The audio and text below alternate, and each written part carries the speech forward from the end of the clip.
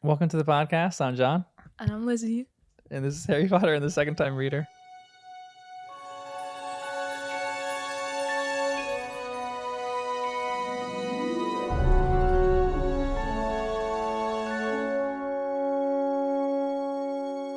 Okay, let's try to go through 5 chapters for this one. And just to start, you don't like this book that much so far. I've had a change of heart. Oh, no way. All right, let's go. Yeah, I was not enjoying this. I felt like there was nothing happening. Yeah. But then I kind of ran it over again to get ready for this. And then I realized I was like, I'm actually enjoying this so much. Yes. And I'm like looking forward to reading it every single day or night or whatever. So I don't know. It's just very pleasant. And I feel like I was being too harsh because the first 3 are really fast. Yeah. They have a whole story. Bada bing, bada boom. There's no wasted space in the first 3. Yeah. This one there feels like there's wasted space, but there's not. And I feel like I was just judging that at the beginning. Yeah. But now I'm enjoying the extra time. And now I'm like, this series is going to end eventually. I need to savor every single page. You've had a complete 180 turn right there. This book is so boring. I don't want it to end. This is the greatest. Yeah. I like it. It's good. That's generally what happens around the 4th book. Like some people, I mean, the 4th book I think is where it really picks up. But sometimes it does take a little bit through book 4. And then you really get hooked and you're like, oh, dang, okay. This is fantastic. Yeah. It's definitely slower. Because I'm in chapter 17 or 18. Mm-hmm. And it's like there's moments that are very climactic and a lot's happening, but I still feel like overall not like a lot has happened to the major storyline. Yeah. But I'm fine with that now. Yeah. Now I'm enjoying the ride. Okay, so you have a great point in that in the first 3 books, you knew what was happening from the get-go. There was like some kind of mystery to it. In the 4th book, like something happens at the Triwizard Tournament, but it doesn't seem like integral to the plot. So you're like, where is this really going? Like what's gonna happen in this one? Yeah. Okay, so let's talk about chapter 1. Chapter 1, yes. The story jumps right in. I think maybe I kind of take it back more than some of the other books. The story really does jump right in. You don't know exactly what's happening through the rest of the story because it jumps in and then it takes you out of this little world and then like you're not in it for like the next few chapters, so you don't know what's going on. But which I think might be part of the reason why it feels more boring. Yeah, is because you start out like so intense. And you're like, oh, this is great, and then it's just over.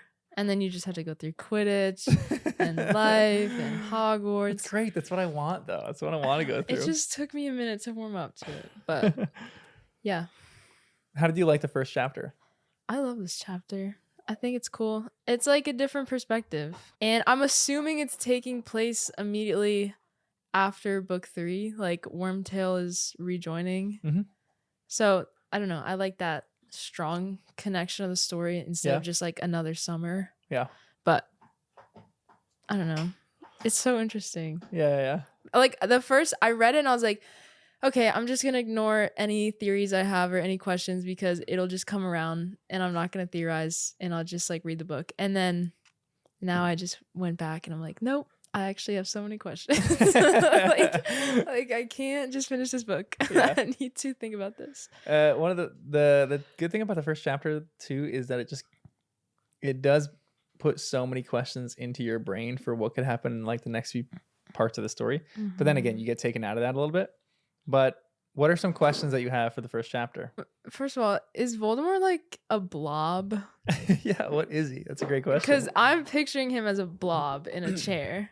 Okay. But I don't think... Is that how he is? No. Okay. Because he's like turquoise to me, too. He's this little, like, turquoise melted blob in the seat of the chair. And it's so anticlimactic when he turns around. And there's like, ah! And then he kills Frank. But I don't know how to picture him here. Because I guess he's fully... Voldemort, but he seems like super weak and super dependent on Pettigrew. Yeah, he 100% is very super weak and super dependent on Pettigrew. He's kind of like, do you want the movie depiction of what he looks like? Sure.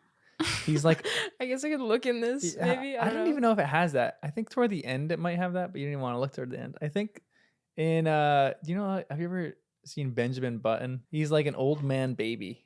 Like he reverses and he ages in reverse. Mhm. So Voldemort looks like a 60-year-old man who's a baby. It's pretty What? weird and gross. So in this, Is like, he small like yeah, that? he's tiny, he's small like that. That's so weird. Yeah. And he's just sitting in his chair. Yep. Just hanging out in the chair. Whoa. Like he's a baby without the cute baby Pudge who can like talk in full sentences. It's weird. He's just a tiny man. Yeah, he's a tiny man. Very, very tiny man. That's really weird. Now I'm picturing like the gingerbread man from Shrek. Just like that's better than a that blob. I like that more than a size. blob. Yeah. Yeah, seriously. The That's size of the funny. gingerbread man. Yeah. Who are the people that are with him? Pettigrew Mm-hmm. is with Voldemort, and then Frank is in the hallway, and Bryce. Nagini. Mm-hmm. Yeah. And is Nagini a basilisk, or is that the same species? Nagini is something really interesting and weird. We won't even touch on Nagini in this series. What? Why? Because it's I don't know if I want to. It's not pertinent to this the Harry Potter series, the 7 books really at all. This is something that comes up in the Fantastic Beasts movies. Do you want? It's not really a spoiler, but do you want to know what Nagini actually is? Sure. Nagini is a she, and she used to be a human. What? It's something I forgot what this is called. Let me look it up here. So is she like a slave? She's something called a maledictus. Let me look this up and read it to you. A maledictus was a female individual who inherited and carried a rare and dangerous type of genetic defect that eventually turned her into a type of beast permanently. The curse was carried from birth and was passed down from mother to daughter. So it bears no significance on this series, but they added this lore to it earlier on. It's strange. I think so. There's a lot of Harry Potter fans who are kind of like in and out of this theory. Some people love it. Some people are like, it's not like, it doesn't make a ton of sense. Yeah. So it's a bit shaky. It's like added information, but it's confusing. Yeah. So like even though you want it, Yeah. and like I want to know, it's like, oh, whatever. There's some added information that she gave that's fantastic and that's great. I don't think the Maledictus thing is the coolest thing that she's added. There's a few other things that she's added that we'll talk about when we finish this series that I think are fantastic additions. But I don't love the Maledictus thing that much. There's another thing that she added called an obscurial. I won't even tell you what that is yet. An obscurial. An obscurial, which I think Sounds is like the a best bird. addition that she's made. I think it's one of the coolest additions that she's made. And it changes the reading of one character in Harry Potter significantly to the point where you read it and you're like, everything makes sense now. What? When you finish the normal Harry Potter series, you're like, there's a few questions that you still have. You're like, this one little thing, I don't fully understand this. And the new series, she put this thing in called an obscurial. And as soon as she put that in there, all fans unanimously said, this explains this perfectly. And it was like so I satisfying. want to know who that is so badly. Everyone I have a question about, I'll be like, maybe this is whatever that word is that I still don't know what that means. Yeah. We'll get there when we get there. Yeah. What else did you think about chapter 1? Any other questions you have? How do you milk a snake? That's a great I read that, I was like, question. that's so gross. Do you know what snake musk is? No. That's okay. It's disgusting. That's why people think snakes smell bad, because it's like their defense, Okay. and it's like super rank like pus that they like poop out essentially. So I'm like, he's Ew. just drinking that. Like that's what Yeah. I'm picturing. And for Voldemort, I'm like, maybe it's not out of character to drink like the stinkiest substance known to man. So it's actually a little bit darker than that. Is it blood? No, you milk a snake. When you milk a snake, you are taking its fangs, Sucking its on venom, its teeth. and you put it in one of those things, sucking at its teeth. Yeah, he's making out with this snake, milking. They take the venom, and Voldemort's drinking venom from this snake, That's cool. which is pretty dark. You think it's cool? It's pretty That's dark. cool. So it's like a poisonous snake, I guess. I guess Like I don't think has to be. Yeah, I don't think it has to be a poisonous snake. But Why would it have venom? If Yeah, it that's a great wasn't question. So it probably a is. snake. I don't know. Magical world, maybe it's not venomous at all. I don't know. Hmm. It's a great question. I'm not sure about that one. That's canon that he like gets the venom and drinks it. It's not, I mean, yeah, it's like what milking a snake is. I mean, it's like, I don't know any other ways to milk a snake. Your guess is as good as mine. You're all right, Will. You're okay. Just relax. Yeah, that's a That really was great question. gross. It's a weird one in this. This was my other main point, was like Wormtail or Pettigrew is like single-handedly keeping him alive right now. Yeah. So either Pettigrew needs to kill Voldemort or Pettigrew needs to kill himself and like self-sabotage the world, and then like that's it. Because there's no like, that just made me so mad. I was like, if Pettigrew's the only reason that Voldemort's alive right now, and like he knows where he is, all he needs is like 3 days and then he's gonna die if he's not here. Like Pettigrew needs to do something. What do you think Pettigrew's motivation is? I think if you serve the Dark Lord, you have a really complex relationship with like living in the wizarding world, because you want to serve him because you don't want to get tortured and die. Yeah. But then you also don't want to serve him because the majority of the world is against him. And like, yeah, Pettigrew existed in the normal wizarding world for so long, and like he's still alive. There's people he knows that are still alive, but I don't know. I guess just like, I don't know why he would want to. I think he's like indebted in a way. Jen asks this question all the time in season 1, which is, why does anybody follow Lord Voldemort? Which is a fascinating question.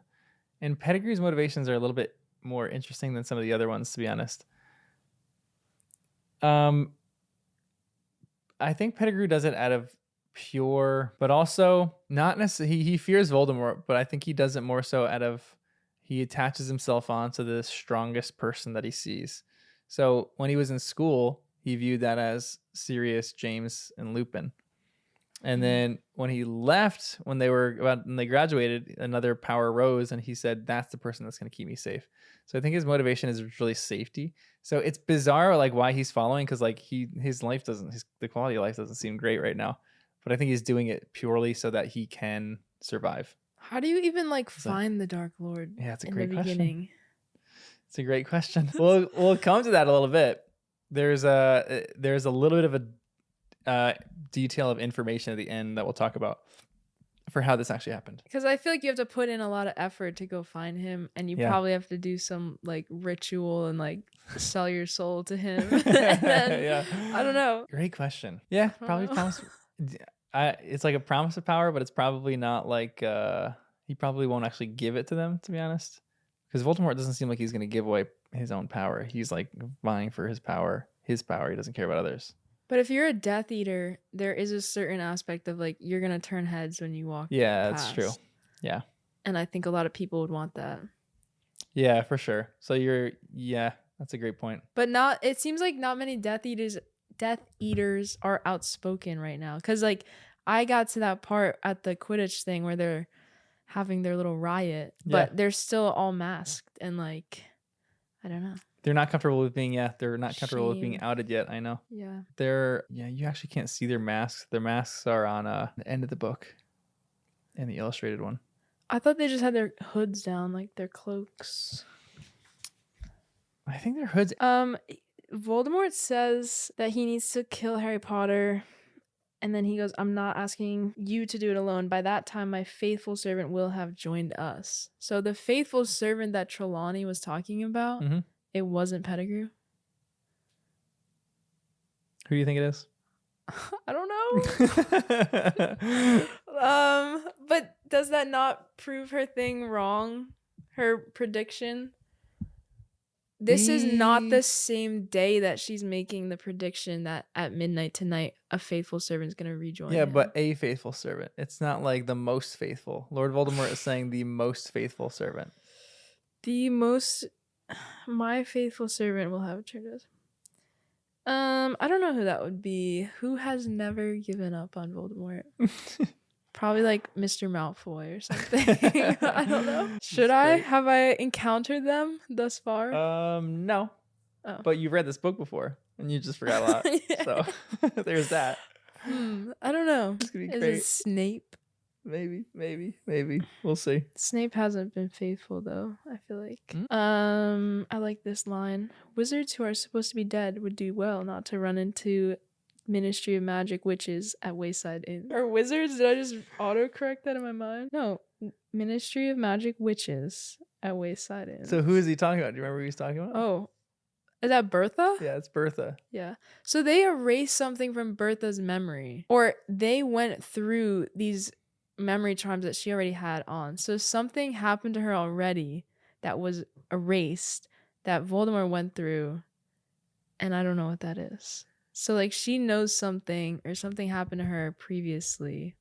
It's yeah, and it simultaneously shows like the darkness that Lord Voldemort has and how he just kind of sees people as disposable. That whole section with Bertha Jorkins is a really, really weird one. We'll talk about that one even as we go later. But yeah, I don't know if I want to give too much away. But she has like some lore that somebody washed away her memory from, right? That's what he's making it sound like. Because he's like, it would be like, how do I not use that information that she already had? So I don't know if he's talking about... So she didn't have like her memory wiped before that. She just took information from her and then like disposed of her. Turned her into Nagini. Yeah, there you go. That's what I thought you were going to say. I was like, uh-oh. No. Yeah, it wasn't like she had her memory blocked before that. It was like she just had some bits of information. And Bertha kind of just took that memory from her or like searched into her mind and took that from her. And then this is like part of his plan now. But you don't know what that is yet. You're trying to figure what that is. We'll figure out what that is. Right, Wes? And there's a whole really disturbing discussion about... So one of the questions you're asking is, what does Voldemort look like? Is a really fascinating discussion, but it's really disgusting because of potential theories, and it's nowhere in the books, but she's kind of come out with some of these theories afterward because someone asked her that, and she's kind of confirmed some of these things.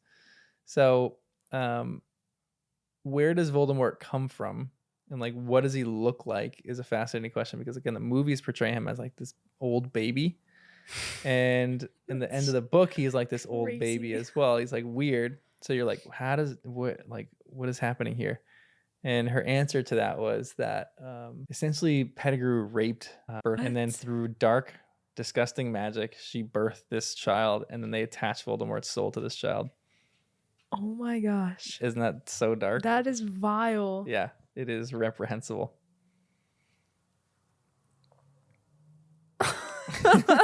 This in I might be wrong about that, but it is pretty ridiculous. That sounds dark enough for him. Yeah, for sure. Oh my gosh.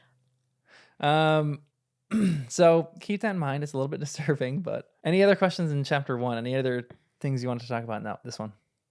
This is where like the bulk of like the meaty stuff happens, and then it kind of just takes us out of that for a bit. But what's the spookiest place you've ever been? The spookiest place? I don't know. Probably Eastern State Penitentiary. Oh, yeah. That was terrifying. It is terrifying. That really scared me to the bones. Like I can't do spooky stuff. Yeah, that came to mind immediately. Yeah, that's a terrifying place. We had this. I don't know if I told this in season 1 yet, but we had this at my school. We had these train tracks that went down like for miles and miles and miles, and like halfway down these train tracks, like a mile down these train tracks, there was this abandoned house. It was just like a stone house, like a super old house. And some of my roommates came back one night and they're like, oh, like we're going to go to the old abandoned house. People are like, oh, you can go like see children's faces in it. That was like the big thing. It's like sick. So we all went, and then we came back, and then we were just like hanging out, like playing video games or something like that. And then a few more people come and they're like, oh, we're going to go check it out if you want to come. We're like, no, we just went and saw it. We're not really interested. So everyone else goes except for me and my roommate. And we're just like chilling, playing video games. And we're like, let's scare them. Like, let's absolutely terrify them. So we sprint on the tracks, and we're like, right as soon as we see the house, we see all of them are walking to the house. And we're like, crap, we just missed them. We're not going to be able to scare them in the house. So we're like, okay, we got to get them some other way. So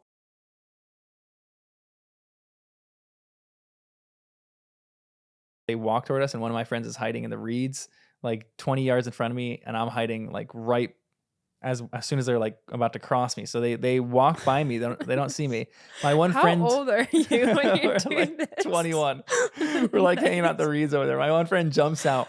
He goes, "Everyone, shut up! Get on the ground!"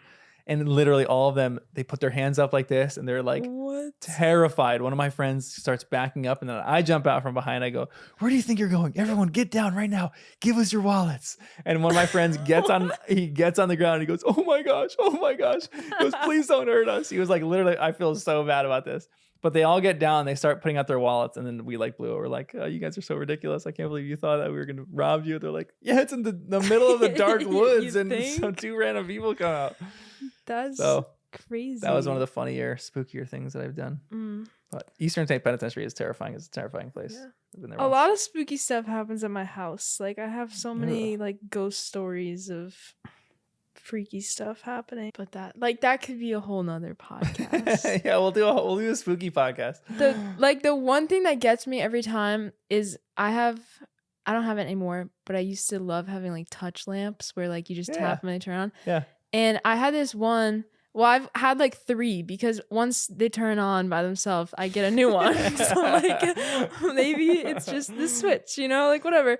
But like that's the worst. Like I would just be in bed and the lamp is like you have to actually like touch it pretty hard to turn it on. It's not like it just doesn't go if you toss like a piece of paper on it. Like it has to be a good touch. Okay. And then it's just like boom, it just turns on in the middle of the night. And then you're just sitting there. Or I'm just sitting there in my bed like, are you serious? Yeah. Like, what's happening? So then do I just get up and turn it off? Is like, there going to be a person there when I turn it off? Like in the movies where the light's on and then there's a person and then it's off. Yeah, lots of like lights going on and off, doors. Yeah, that is my one terrifying thing. Like anytime I like turn a light on and off real quick, like if it's off and I have to turn it on and I have to turn it back off, then I turn it back on. I'm like, as soon as I turn it off, I know that someone's going to pop up and I turn it back on. They're just going to be waiting for me and looking at me. It's like a terrifying thing. One time I was like in my closet and there was a box of Band-Aids that was on its side. And I was just like milling around my closet, cleaning up. And it just, boop, it just stood up. It stood up? Yeah. And I was like, nope. And that was it. Like literally against gravity. I don't understand how it happened. So someone died in the house, I'm pretty sure. The guy that had it. Oh, so you're living in a haunted house. Yeah. It's a lot of stories. It's gross. It's I couldn't do terrible. that. I can't either. I live in fear. I live in constant fear. Run across the hallway in the middle of the night. Yeah. Oh gosh, that's ridiculous. It's not fun. I can do that.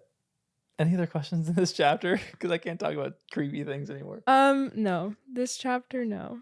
I feel like we covered it. Okay, let's go to chapter 2. Chapter 2 is the scar. And there's not a ton that happens in this chapter, to be completely honest. We forgot to give a summary of the first chapter, by the way, but who cares? Wait, I'll give you my summary. I wrote yeah, summaries. Nice. Okay. This is for chapter 1. Okay.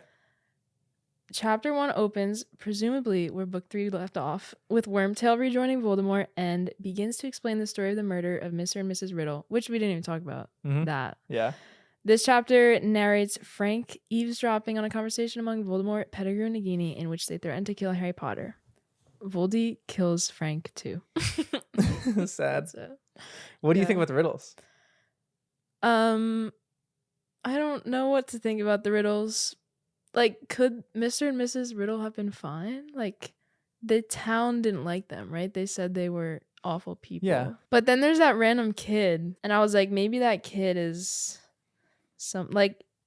I thought the pale boy who was last seen, I was like, is that Voldemort after, like, he becomes his weird snake kind of self? Like, okay. That person instead of just normal Tom Riddle.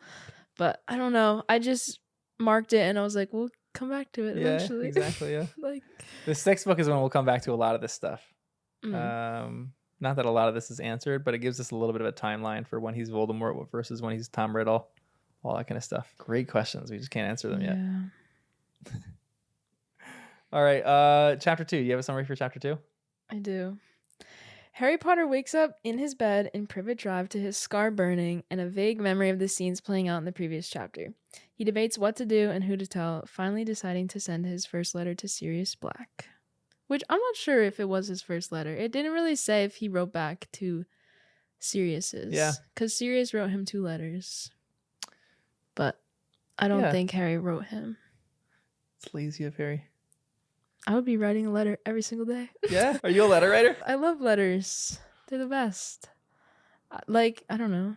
What else can I say? When was the last letter that you wrote and like mailed? I wrote a letter, but I didn't mail it like 2 weeks ago. I hand delivered it. Wow. But like, that's even better.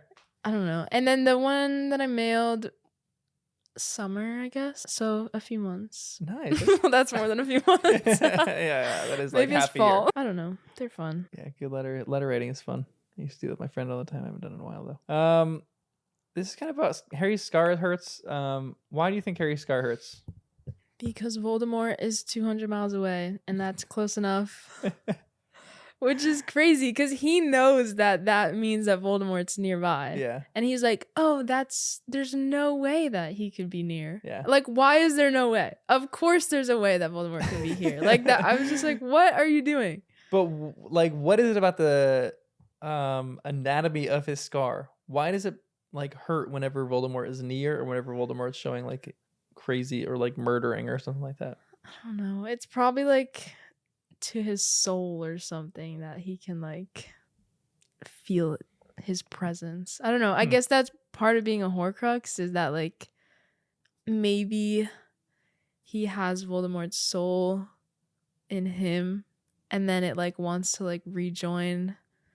I don't know why it would hurt though, because I feel like it would almost be like in Lord of the Rings, like the pull of the ring to like put it on. Yeah, for sure. But I don't know why it just hurts. It's just deeper than the flesh, I guess, is my answer. In this chapter that I have of, okay, so like, again, how did Harry survive? That's the question. But there's another one of Voldemort. The line says, as far as he knew, he was the only living person to have survived a curse like Voldemort. Maybe a weird one, but do you think that there's anybody else in the world who's just survived a killing curse? And again, how did Harry survive? Do you remember how Harry survived? Because his mom's love protected like him. Like cheesy, his mom's love, You're asking the wizarding world if someone else survived? Do you think, like, because if it's just a someone casting themselves in front for love, then could this have happened with another person? I think you'd have to be...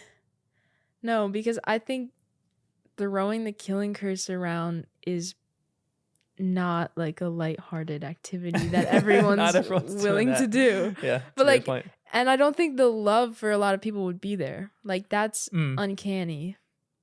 And I don't know why people would be killing like mothers and children. Like, they're usually the last ones.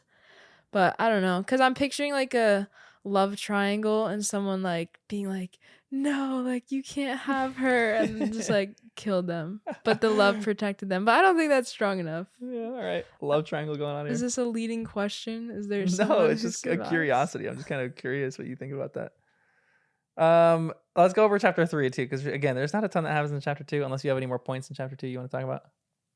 Do the Dursleys know that Sirius Black is Harry's godfather? Because they know he's a murderer and they know who Sirius Black is. Mm-hmm. But did Harry connect those dots? Why? Do you think he should have? I don't know. That's actually a great question. I don't know. Maybe they didn't. Maybe they connected the dots. Maybe they didn't. The news was like, oh, they found him, or like they tried to cover it up, and then he can't actually say it's Sirius Black, because then he's like that seems like a lie. Yeah. I don't know. I gotta try to remember that. Maybe they do know about it, and maybe that's why Harry keeps him in fear, because he has a murdering godfather. I'm murdering in quotes. Yeah, he leverages that a lot. So they probably do know, actually. That it's that guy, that it's Sirius Black who's on the news. Yeah. Would you have told Dumbledore that your scar was hurting? Or who would you have told? Me personally, no, because I'm very I'll suffer on my own. Like, but okay, you also understand that your suffering means that like the greatest threat to the nation is nearby. So let's like add that to the mix. Like, where is he? Oh, he's right there. With that added to the mix, I think Harry has maybe more of a responsibility to tell Dumbledore these things. I don't think I would personally say anything though. If it was just like, your scar was hurting, I would just suck it up. Because I don't want to, maybe one of the biggest things about me is I don't want to necessarily be a bother to some people. So like, I feel like it'd be a bother. Like what's going on in Harry's mind is kind of going on in my mind too. Is like, he doesn't want to tell Dumbledore because he's like, I don't want to be a bother to these people.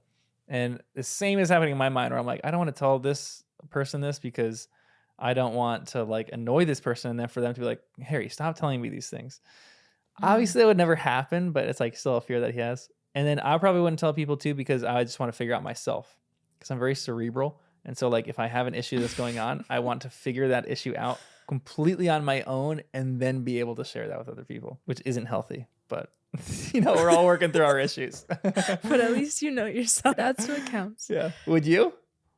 I don't know. It's the fact that Dumbledore is such a huge threat that makes me feel like it's almost my duty to like tell people. Because if I just suck up the pain, yeah, I could be causing like death. So many people's death. Yeah. Yes. Or a whole rising up of like all the Death Eaters and stuff. So I feel like at that point I'm just like a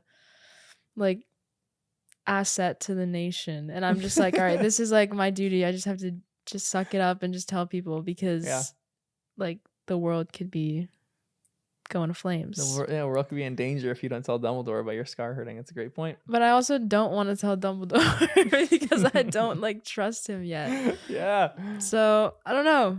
You're in quite the conundrum here. I know. I think I would just wait it out, honestly, like how he did. And then maybe I would be like, so like if my scar was hurting, like what would that hypothetically speaking, if we ever get in this situation, do like after the fact? What do I do? Yeah.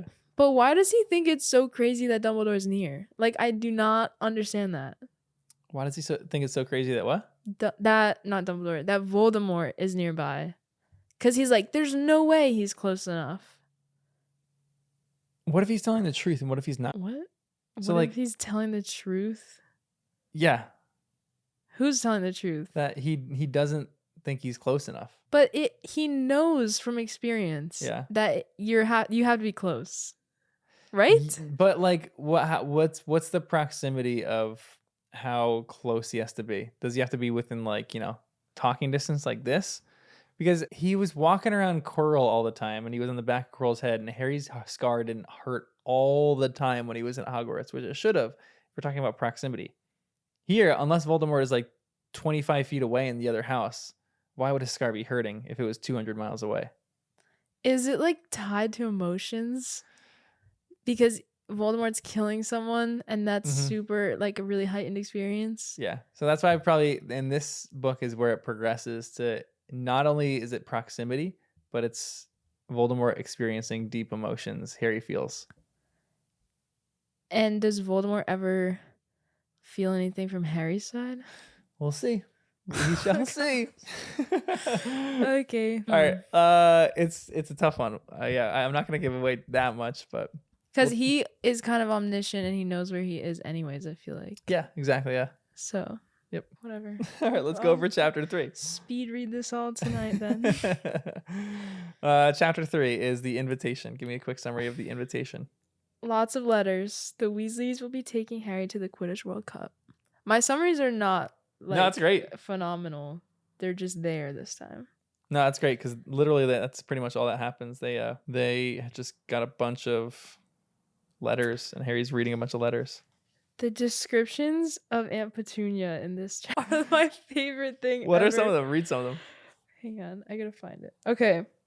Aunt Petunia was cutting a grapefruit into quarters. Her lips pursed over her horse-like teeth. That is so crazy. That is a wild one. That is so funny. This sentence, you read this sentence in the other podcast, but I'm gonna read it again because I had this idea before I heard the podcast.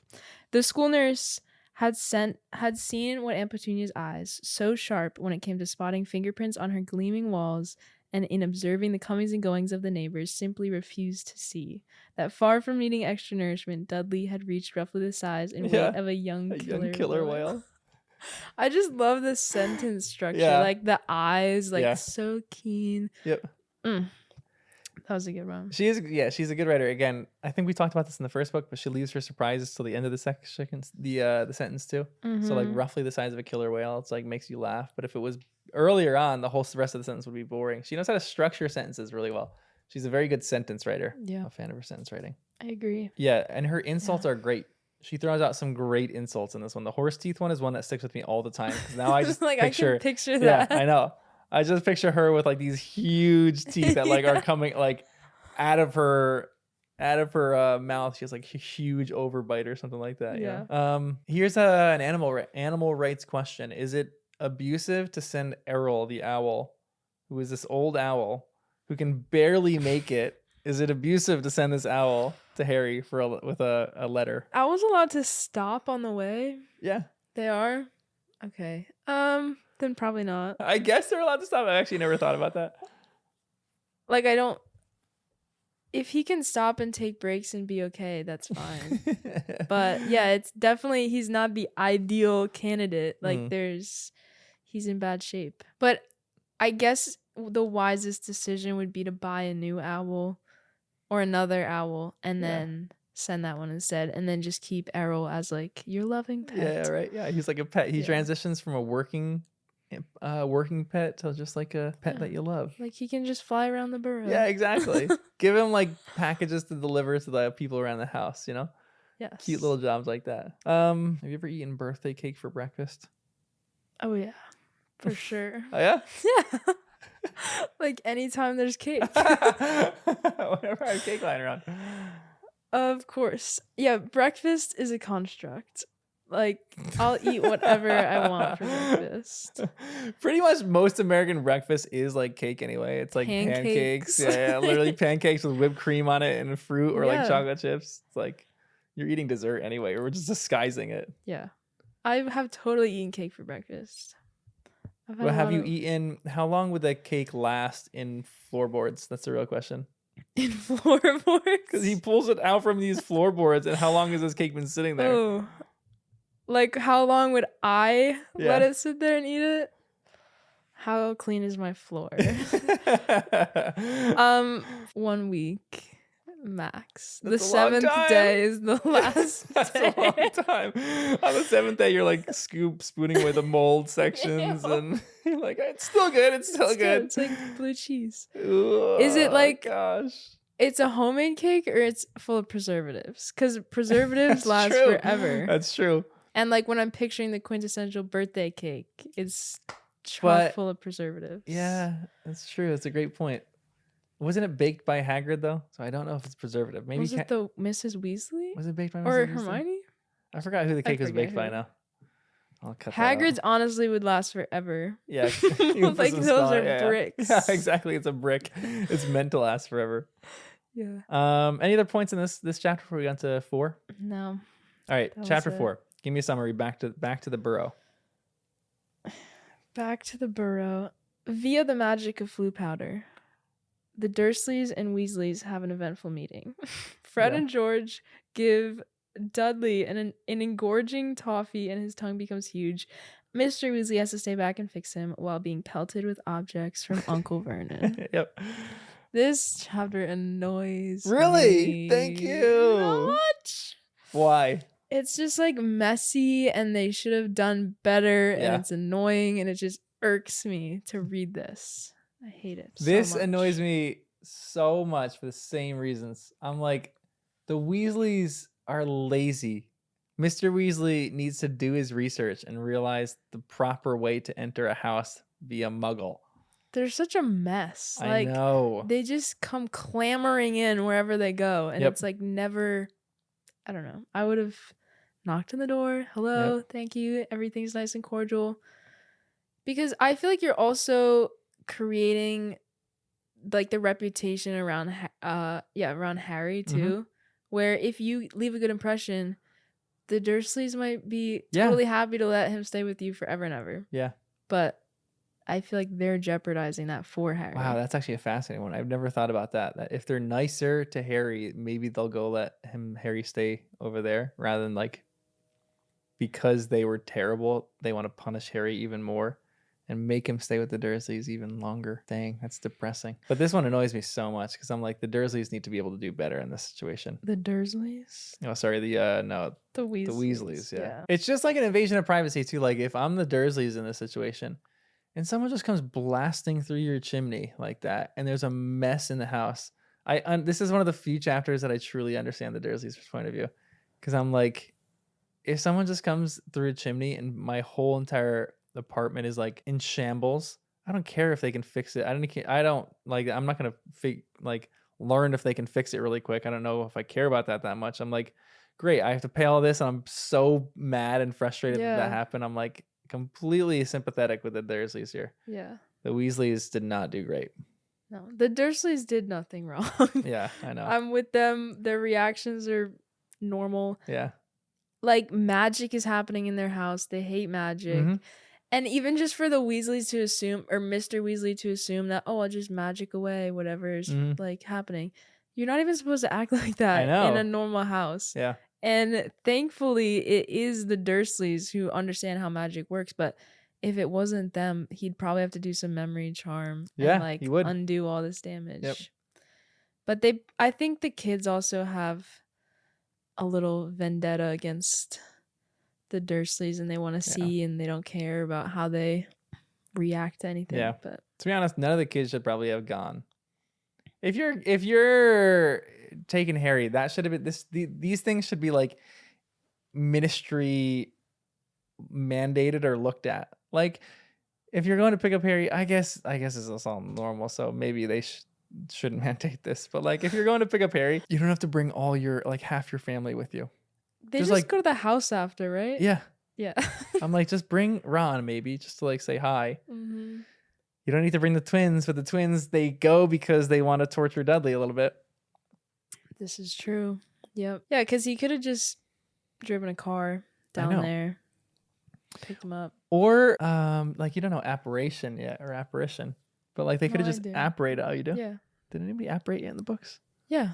To the Quidditch World Cup. No, that's not apparating. Oh well, yeah. Actually, no, you're Bill. They took Bill and Charlie apparated and Percy apparated. There's a lot of apparating in this book. Really? Yeah, all of the ministry officials apparate straight to the. Oh, that's right. mark. That's right. Yeah. I thought you were talking about what's the object that they all use? Why am I blanking in the word? The portkey. Portkey. Yeah. I thought you were talking about that. But yeah, there's a lot of apparating in this book. They should have just apparated right outside the Dursleys' house, and like then they could just knock on the door. I'm like, why isn't there like a 101 course of how to talk to a Muggle in the Wizarding world? Yeah, and Mr. Weasley should know that. Yes, literally head of the office about Muggles. Ridiculous. I don't know. Has anything? I'll ask that one later. But what do you think is the deal with Petunia? Because out of all of them, there's a lot of magic happening right now. But out of all of them being scared of magic, Petunia seems by far the scaredest. Why do you think that she's like terrified of magic? Because her sister probably used magic against her. Oh, dang, that's dark. I'm guessing. Wow, that's dark. Like she probably played tricks on her and bullied her. I don't know the relationship, but I'm assuming based on the fear that like something really bad happened to her. Dang. Or like she probably did all these weird things that Fred and George are doing, but like doing them to Petunia. What's dang, so Petunia's Mrs. Like Potter's name? Lily. Yeah, Lily and Petunia was maybe messing around too much. Ouch, that hurts. We'll see if that's the case. There's a concrete answer to this. Yeah. Yep. Anything else in this chapter before we go into the final one for this one? Nope. All right, let's talk about Weasley Wizard Wheezes. Give me a quick summary of this. Harry uses the flu powder. Suddenly part of the crazy and lovable Weasley home. We meet Bill and Charlie, learn that Percy works for Mr. Crouch, as well as get a lot of time with the Weasleys. Yeah. Perfect. So we learn about Bill and Charlie. And one works with dragons and the other works at Gringotts. Which one would you rather do? And if you were a wizard, what would you want your job to really be? Well, my theory, which one's Bill is the grave robber, right? Yeah, is that my which is a great theory. Wait, what does Charlie do? He works with dragons in Romania. It works with dragons. Right, he was the guy that took Norbert in the first book. I would do that. Yeah? I'd be with the dragons. Yeah. That'd be fun. You would be a good magizoologist. Interesting. Like someone that works with animals. That'd be fun. The first extra movie, Fantastic Beasts and Where to Find Them, is kind of about a magizoologist who's great. I love him. He's like one of my favorite characters in the whole saga. He's great. But I feel like you'd thrive in that. Just taking care of animals and like beasts. I would like Hagrid's job, honestly. Yeah, I know. Like just doing the random tasks all day. I don't know. It seems pretty fun. Yeah, for real. Be a professor. Yeah, teach a few classes. Go do the keep the grounds and just go hang out with cool animals. You get your own little house. I know, right? Yeah. On the grounds. You can keep it as simple as you want. There's a refrigerator in there or not. We don't know yet, but yeah. Yeah, what would you do? Something like that would be fun. If I would like, I kind of see myself as Oliver Woodish here. When I was in high school. Like I was very much into sports, like very much trying to like lead on. So when he goes and plays reserves for a pro team, I'm like, that's probably where the direction that I would go in if I was a wizard. But then I don't know what I would do after. Maybe work with animals. I'll go be your assistant. Hagrid to me, Hagrid. Yeah, I'll be your Hagrid. I couldn't figure out how to say that. Yeah, there's so many wizarding jobs that like haven't even crossed my mind. But when you think about Quidditch, there's probably like so many jobs just within that. Yeah, there's a ton of jobs. Yeah, just within Quidditch. There's a ton of jobs in the wizarding world. We'll talk about those more, especially in the 5th book, because Harry kind of has a deep dive with one of the professors about what he wants to do with his career. So we'll talk about this more in the 5th book, but it's a fascinating discussion anyway. Can I be a robe maker? A robe maker? That would be fun. Yeah. You can make cool robes. Yeah, that would be fun. That'd be kind of dope. Or like a wand. You can work with Madame Malkins or Ollivanders. Ollivanders would really be one of my favorite things. Cool. Does he like carve them out himself? It's a great question for how he actually makes them. No one knows. It's a family tradition passed down from generation to generation, and no one really knows. Because, like, my question is, how do you get the core in the wand? That's my question too. Yeah, I don't know. Like, is it surgical? Do you like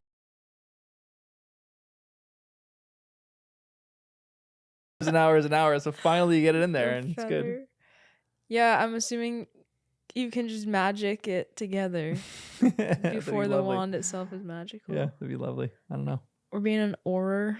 We learned what that was. Yeah, that'd be great. That seems really cool. We can talk about this more when we meet more of the teachers, but if I was any teacher, I would love to be the history of magic teacher. I would love to take over Bin's job. I love Bin's. Love history. Yeah, Bin's is great. That's like, are you trying to do that because you just love history or because you want like to nerd out more? Yeah, both. Yeah, make sure both. Every one of these kids understands how cool this is. Yes. Because there's so much.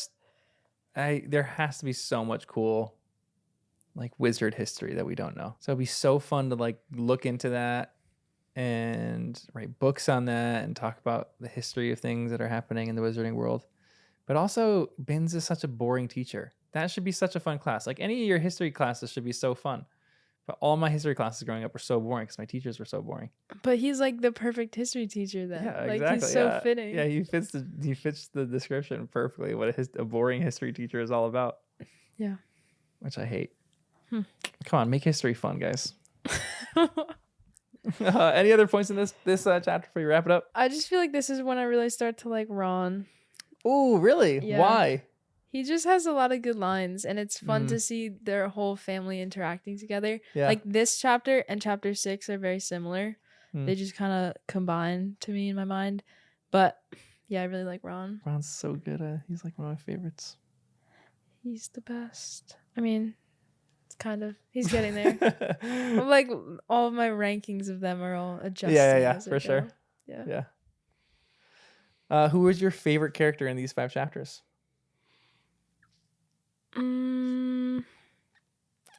Probably I don't know. Let me think.